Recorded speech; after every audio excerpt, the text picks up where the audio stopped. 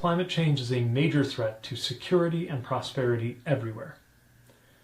Now, stories of climate disaster have always been on humanity's mind in some fashion, dating back to ancient legends and scriptural traditions in nearly every faith, telling of floods, fires, and other calamities. But the climate challenge in front of us is not some prophecy of cosmic doom. It is a specific set of problems. Yes. Who can forget that part of Genesis where Noah looks up and says, "It was the SUVs." Joining me now, the great Dana Lash of The Dana Show, which you can watch right here on the FirstTV, 12 to 3 p.m. Eastern Time every Monday through Friday. Dana, Rear Admiral Buttgig, he is super in tune with the Bible, and I'm telling you, he's worried about climate change just like Jesus was. Right? It's good to be with you, Mr. Jesse Kelly, here on the First. That's all. I think this is the first time I've been on your program. I have a quick question, though. But when did this is like, his setup is like MTV's Real World when they would go into the confessional. It's like the White House confessional. And they go in and he's like, I'm just going to talk to you about some like climate stuff and green things. Secretary Mayor Booty Juice, according to the illustrious pronunciation of our commander-in-chief.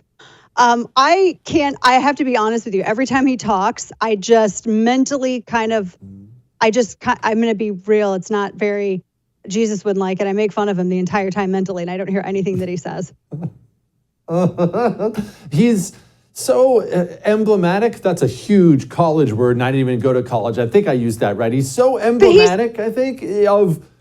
He's Department of Transportation, Jesse. Why is he lecturing us about energy issues? I mean, ultimately, because that's really what this is. Let's just, presuppose it's all real.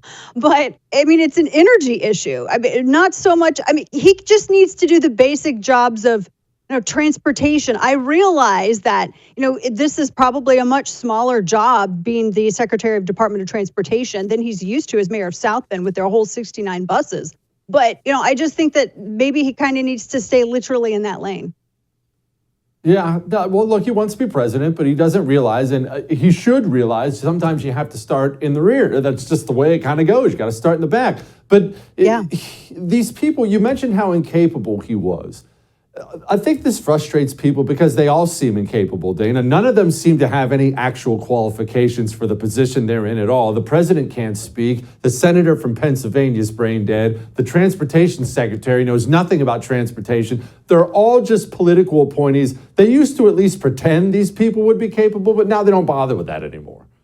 No, they use them as places to stow away those people who at one point kind of maybe presented a threat with certain demographics during their campaign, and they call in their favors, and that's why they put these people in these positions. Pete Buttigieg was a diversity hire. I mean, he got the job in Department of Transportation because he's a gay man. Let's just be honest. Now, I don't know about what dudes being with other dudes has to do with administering any kind of transportation issues for the United States. But when I look at supply chain crisis, when I look at railways, when I look at, they're obsessed with infrastructure and bridges and roads constantly, even when it should be a state issue. I don't know what qualifications he has for that. And then you couple that with someone like Jennifer Granholm, who's in the Department of Energy, who I think before then, the experience that she has with energy is just changing the batteries in her remote. And she gets out there and she's telling everyone about green farm vehicles and green rural vehicles, because there's so many charging stations in places like where I came from down in southern Missouri. These people, they're in these positions to kind of shore up support and check boxes for the administration.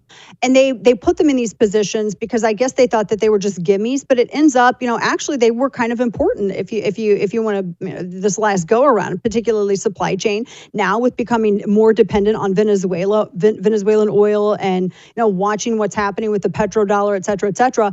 These positions now are way much more significant than they were when he first started filling them. So they got themselves in this catch-22. And that's why it looks even worse for them. And that's why their lack of any kind of experience or credibility on these issues is so jarring, because these issues have been front and center with it, from the policy of this administration. So I'm just happy watching it.